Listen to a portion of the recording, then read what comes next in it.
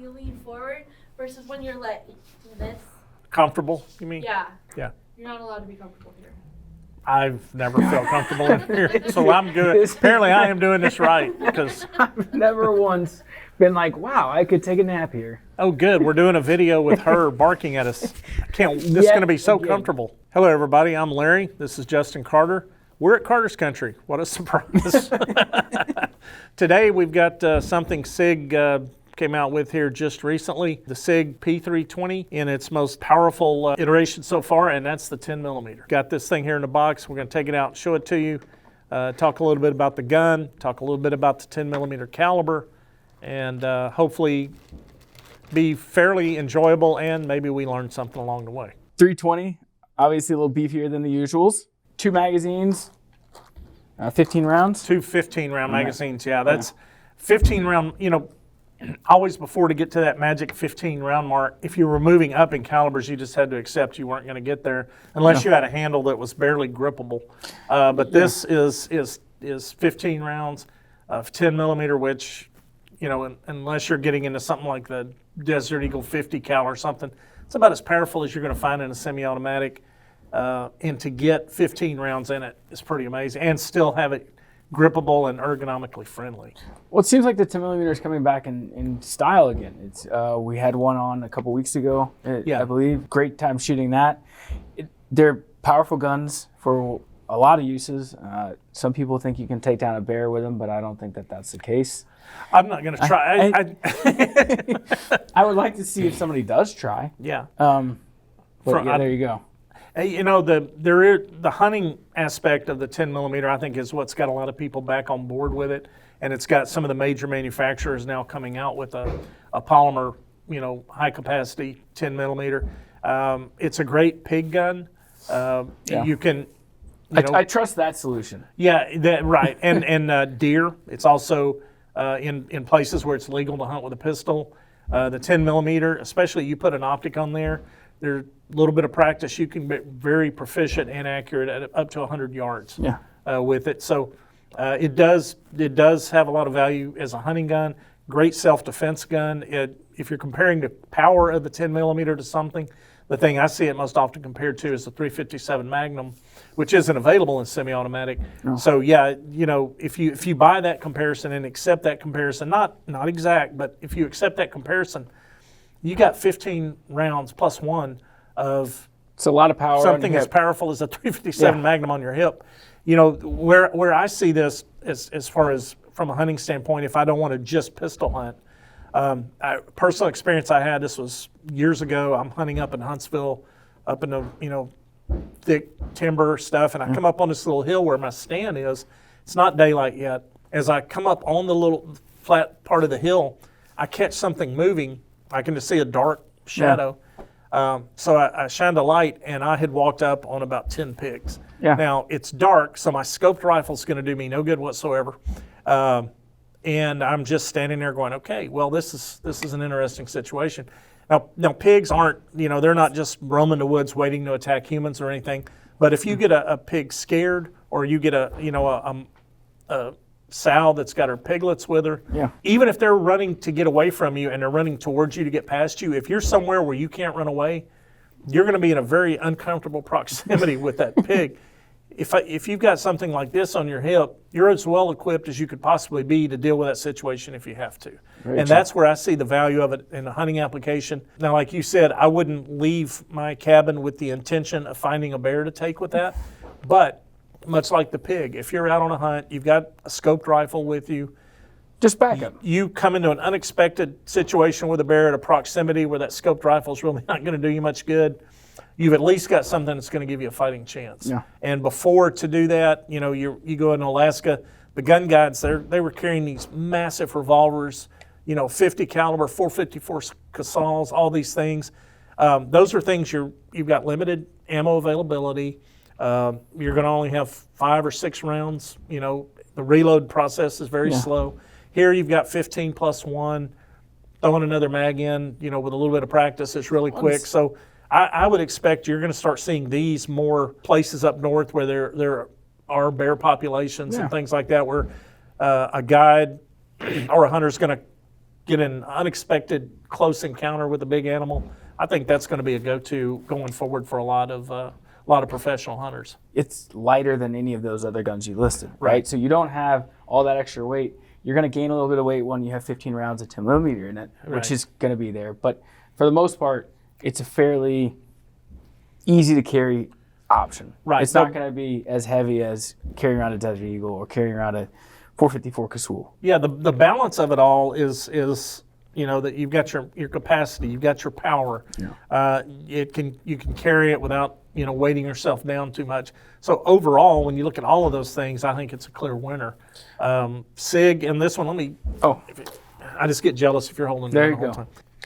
time. Just magazine's empty. We're going to go ahead and close this thing. The grip on it, I'm shocked at how thin a grip you've got, considering 15 rounds of 10 millimeter. I mean, ergonomically, it's really, really done well. They kind of a little higher and a little bit longer with a beaver tail, which is always your friend when you're shooting a higher caliber. Also with a little indention up on the trigger housing there, it's a little bit recessed up. So you're able to get a really high grip on it, which is another important thing when you're controlling a big caliber. No doubt about it is a full-size gun. You're not sneaking this around anywhere, but you've got an accessory rail. You've got the ergonomics. You've got what you need to handle the power of this gun without getting overly bulky. And like I said, try that out. To me, that's just an amazing job they did keeping that grip the way they did, considering what's in that magazine well. As usual, my small hands fit really well around it, so that's always good to see. We've got to have at least one reference to his small hands in every video. If it's not a compact gun, I have to be careful with them. That's all. I mean, it is what it is. Yeah. It comes with sight plate on it, so we can do. What's the 2 sights that you can put on it? Well, of course it's going to fit specifically well with the Sig Romeo 2 sight. Obviously. But it also will work with the Trijicon RMR footprint. So you have options. There's still plenty of options with it, quality options.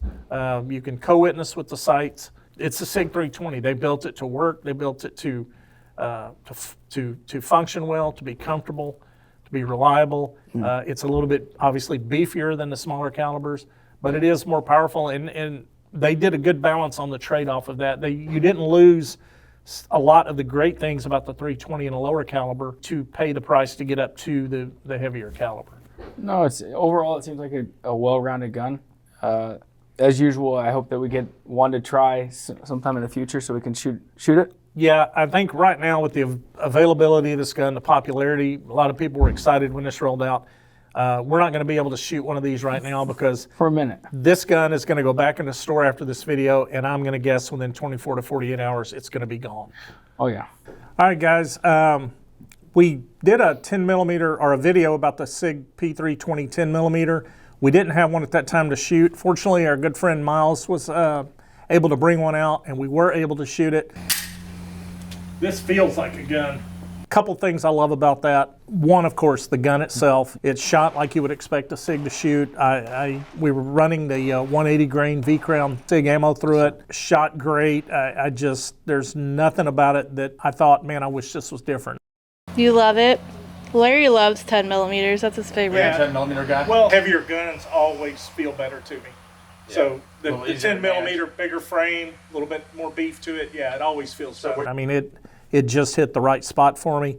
The way it fit, manageable recoil, the power that the 10 millimeter has, loved all of that. The other thing I loved about it is that Justin, who filmed the 10 millimeter video with me, didn't get to shoot it. So that's a bonus, and probably in trouble. Well, yeah, his last name's Carter, so I should probably temper my comments a little bit. But I'm sure once you leave, I'm going to walk straight over there and tell him what I did and remind him that he didn't.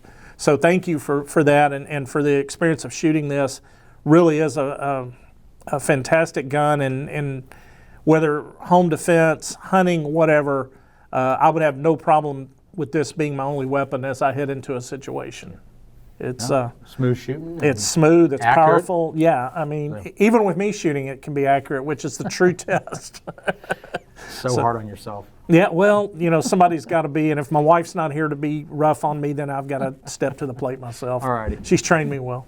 The few we've been able to get our hands on have left quickly. Yeah. This one will be no exception. It's a winner. Yeah. Yeah, I think it's here to stay. And I'm particularly happy because it's good to see the 10 millimeter make a comeback like it is. Yeah. The more, You've the been more a big options fan you have. since I've known you. You've always been a fan of 10 millimeters. Yeah, I think I like guns that have some beef to them. Yeah. And I don't know why, but I enjoy the recoil. It's like, it just.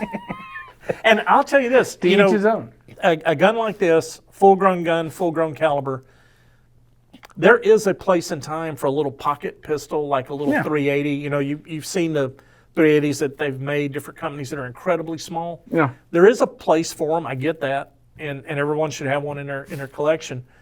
But I would rather shoot a full-size, big caliber gun all day long than one of those little guys. The fit of the hand, the weight and size of this frame fits the caliber. You get too small with a gun, you got more caliber than you've got gun and frame there, and it's just not comfortable. So I don't mind a big gun that I'm going to have to get a good grip on and feel that recoil. So yeah, I'm a fan of 10 millimeter. So anyway, we hope you've enjoyed this brief look at the Sig P320 10 mil. It's got a lot of fans. I think one thing we failed to mention, the straight trigger, like the X series, like the 365 XL, it's got the flat trigger on it. It's just a really great gun and a great caliber. Yeah. It's the easiest way to sum it up. Be sure and like the video. Subscribe to our channel. We get new videos that drop every Friday for you. Comment on it. Let us know what you think. Let us know of videos you'd like to see. We'll do our best to try to make them happen for you. Remember, if you've ever shopped, shot, or hunted with us, you're already a part of the Carter's Country family. Until next time, adios. He's going rogue. All I want is the sticker. I just enjoy the stickers. Get you a sticker, Justin. It's okay. Yeah. That's what they told me, but I haven't seen anybody do anything. But I tell you what, if I come across any stickers, I'm at some sort of outdoor festival and they're giving away stickers as part of the swag, I will hook you up, buddy. It's the small things. Yeah, apparently. Like your hands. Got another reference in there for you. You've got a lot of issues with this, don't you? I do. I put a lot of thought into this one. You've put more thought into stickers than probably anyone I've ever met in my life, and I'm just finding this out. So that's welcome to the. But you know what? That's inner good. workings. It's a Sig Sauer's a great brand. I'm sure that's a great sticker. But more importantly, this is a great gun. There you go. I'm not putting any of this in. Okay. Waiting for you guys to get back on point. Yeah, the Got few. distracted. Well, like I said, hopefully one day soon we'll have one to shoot.